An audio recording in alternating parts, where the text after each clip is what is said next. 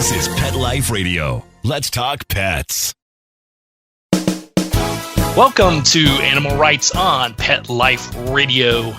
Joining us now is one of our best friends, best buddies, and you know him as the New York Times and USA Today best-selling author. Bruce Cameron's coming on the show. We're going to talk to Bruce a little bit about his latest book, A Dog's Promise. Carries on with the Dog's Purpose novels, and see what it's about, see what's going on, see about the movies, what's in the hopper. So we got a lot to cover in a short amount of time, but it's going to be exciting. So everybody hang tight. We're going to come back right after this commercial break. You're listening to Animal Rights on Pet Life Radio. Does your dog itch, scratch, stink, or shed like crazy? Come to Dynavite for help. Order a 90-day supply of Dynavite. Dynavite for life. Pick up 2 tubes of Doggosuds. Get the third tube free. Peppermint, tea tree, lavender, Doggosud shampoo. Made with all-natural coconut, jojoba, aloe. Great for healthy skin and soft, shiny coats. But no itchy, harsh chemicals. Lather up, rinse away. Try Doggosuds. Buy 2, get 1 free. At Dynavite.com. DINOVITE.com.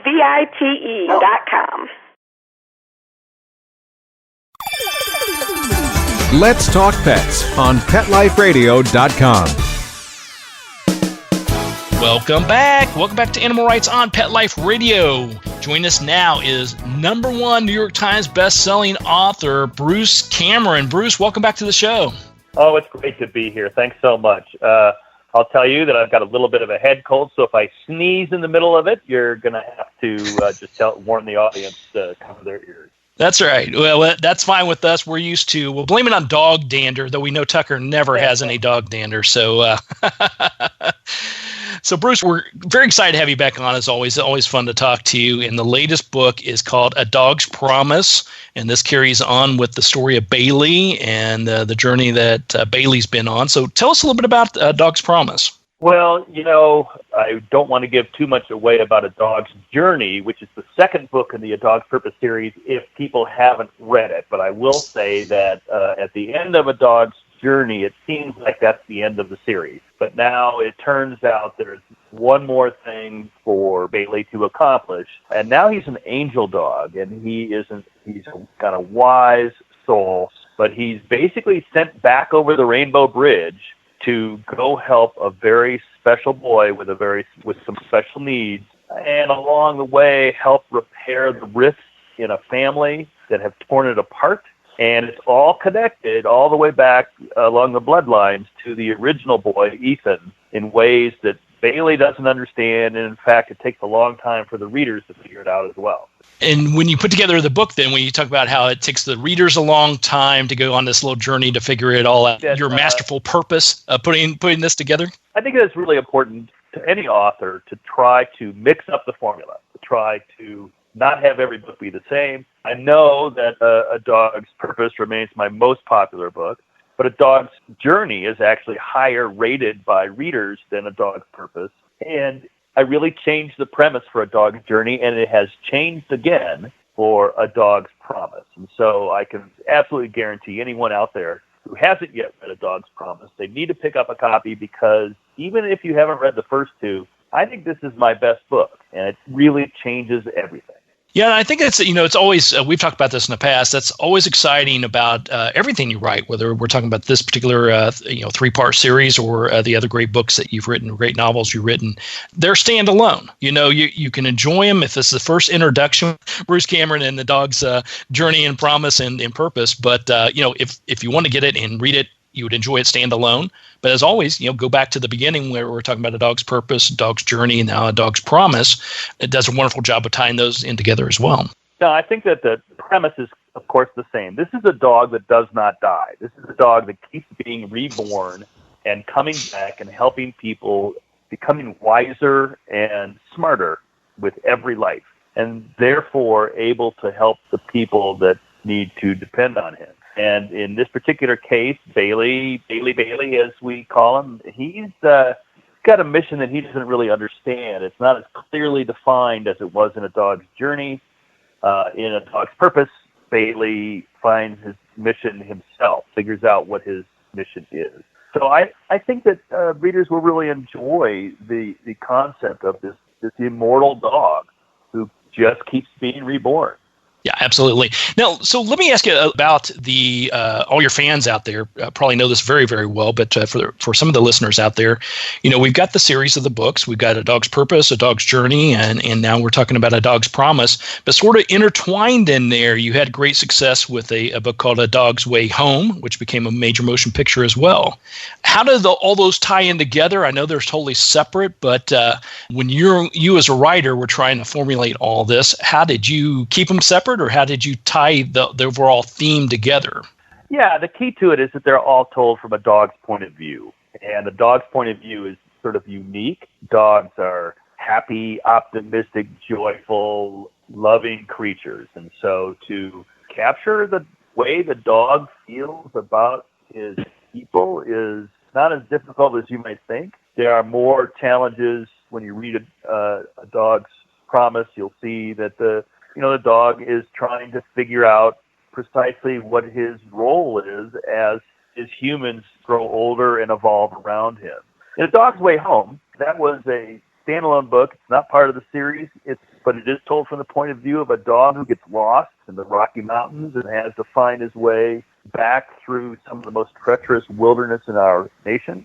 And in doing so, it takes a couple of years to complete the trip. So I do have a lot of people who really adore A Dog's Way Home. And I would tell them, look, the thing about A Dog's Promise that's maybe a little different than A Dog's Way Home. A Dog's Way Home is mostly about the dog in the wilderness. This is a dog who is solidly in the lives of people and is a support animal and then goes on to have other roles as he does that thing where he is reborn and has to find his way back each time to this family so that he can continue his work. Love it.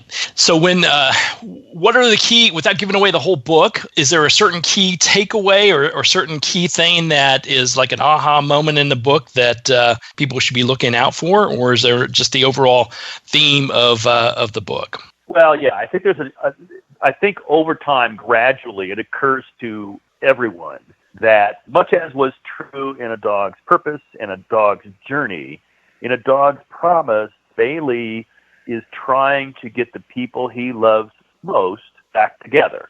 And in A Dog's Purpose, it was Ethan and his long ago girlfriend Hannah. In A Dog's Journey, it was CJ and her long friend that she didn't realize was the man of her dreams, that was Trent. And then finally in A Dog's Promise, it's much more complex. It's much more about a family, their relationships, and then ultimately there is, as was true of those other books, there's a romantic element, and it really helps understand the dog's purpose and the dog's promise when you realize that part of his mission this time is to bring these people together. There you go. So when you're putting together the trilogy, we'll call it, the 3 books, do you feel it's done and dusted? You've covered every ground, or is there still a little hidden gem in there that keeps people thinking, okay, Bruce, you got to put out the 4th and 5th now? Well, I love that question because, I never intended for there to be a sequel to A Dog's Purpose, but people kept asking me, well, the dog doesn't die, so what happens next? Then I realized, well, I actually have some ideas around that, and I wanted to write a book around that.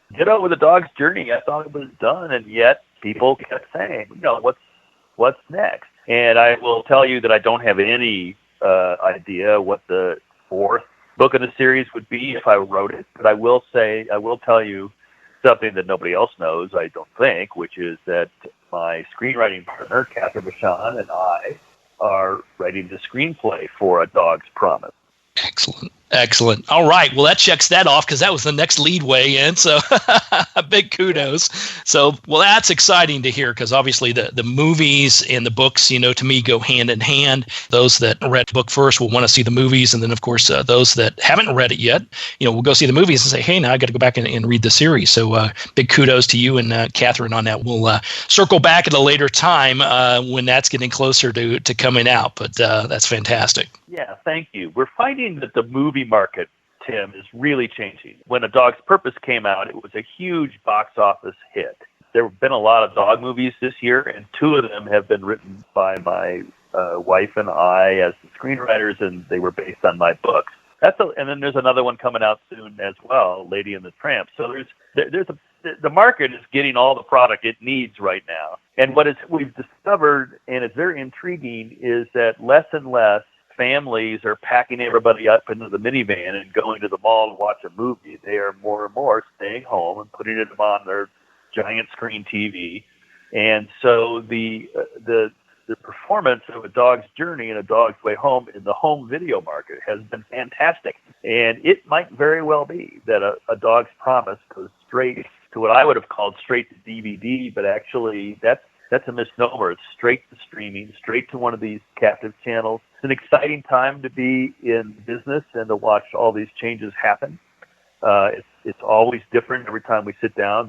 This particular project, A Dog's Promise, has been commissioned by Amblin Entertainment. So it's very possible that Amblin will push this movie out through Universal, their distribution partner, but we'll see it only on streaming. That will be the way movies, unless it's got, Captain America in it, that's how movies will pretty much be marketed in the near future. Yeah, it is an interesting shift. In the olden days, we'll call it, you'd put out a movie and then somewhere, a few months later, it would go to one of the paid channels, like they'd get over to DVD, et cetera. But those margins are getting tighter and tighter.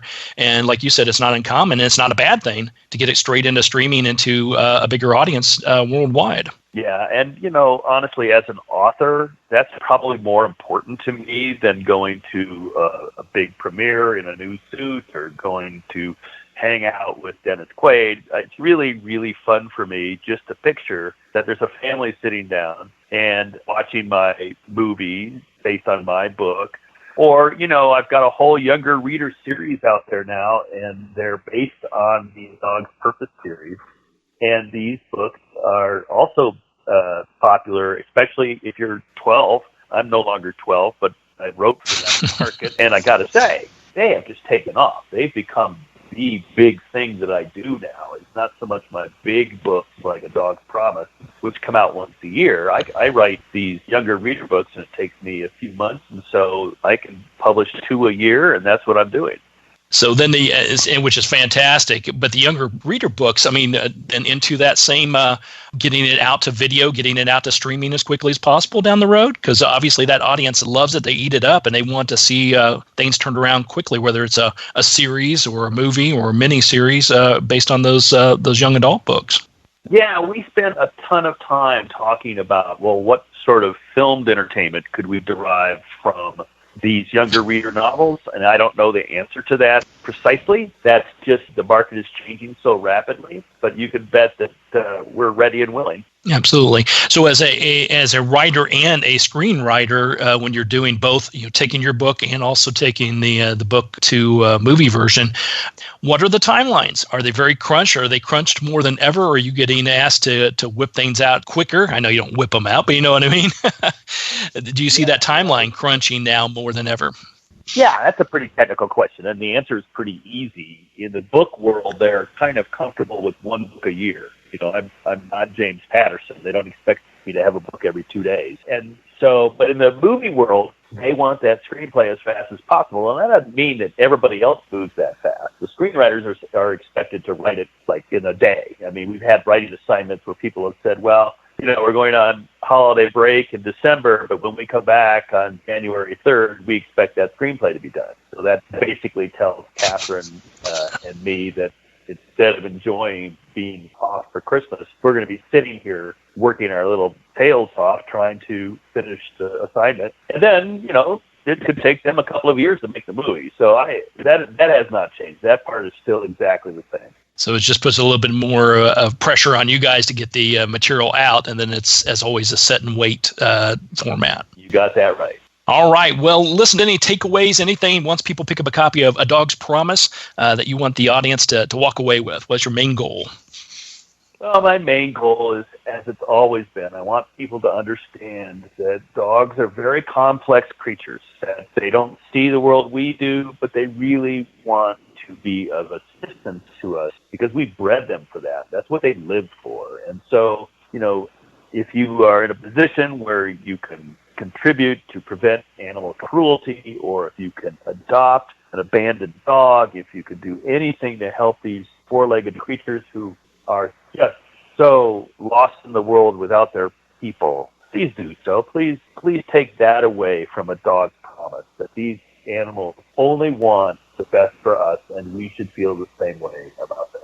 There you go. Good takeaway. We definitely support that, and got to love those dogs. They're going to give you back tenfold what you give to them. So big kudos, and that's definitely shown in the latest book, A Dog's Promise. It's a Dog's Purpose novel by our friend Bruce Cameron. Bruce, tell us about where people can follow you, keep track of what's going on. I know there's a book tour happening and all this wonderful stuff. Yeah, I'm all over the place now, and so I wouldn't recommend following me. You'd spend too much money on plane tickets. But you can find me on Facebook. It's probably the best place for me because I'm an old guy, and I guess people my age prefer Facebook over everything else. I don't really do Twitter. Instagram is another place where we've got some stuff going on. Not that I understand. I only came to understand recently that there's a difference between Instagram and Instacart. There is a difference. We're on Instagram. And thank you. And they can find me at adogspurpose.com, where we post things like my speaking schedule and where I'll be. And it's always just great to be on your show, Tim, and to be able to talk to your listeners. I know they're big fans of you. You do such a great job, and you really are an important cog in the machine of helping animals. Well, I appreciate that, Bruce. It's always a pleasure talking to you, too, and getting out to see you is always a treat as well. And so everybody keep track of what is going on with Bruce Cameron through Facebook and Instagram Instagram. And if you get a chance, if he's in your neck of the woods, definitely go out and say hi. He's one of the greatest writers around, in my opinion, and he's also one of the greatest people. So, one of the greatest person I've ever met. So, Bruce, thanks for the kudos and coming on the show again. Everybody go out and pick up a copy and go see Bruce. Latest book's called A Dog's Promise, and it's by the #1 New York Times bestselling author, Bruce Cameron. Bruce, thanks for coming on the show. We appreciate it. Thank you, Tim. This was great. All righty. Well, we're coming to the end of the show today. I want to thank everyone for listening to Animal Rights on Pet Life Radio. I want to thank our producers and sponsors for making this show possible. If you have any ideas, questions, or thoughts for the show, please email us at petliferadio.com. And we'll be glad to answer those questions and entertain your comments and bring on the people you want to hear from most.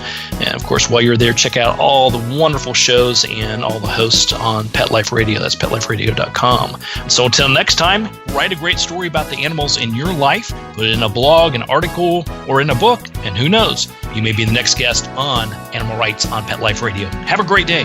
Let's Talk Pets, every week on demand, only on PetLifeRadio.com.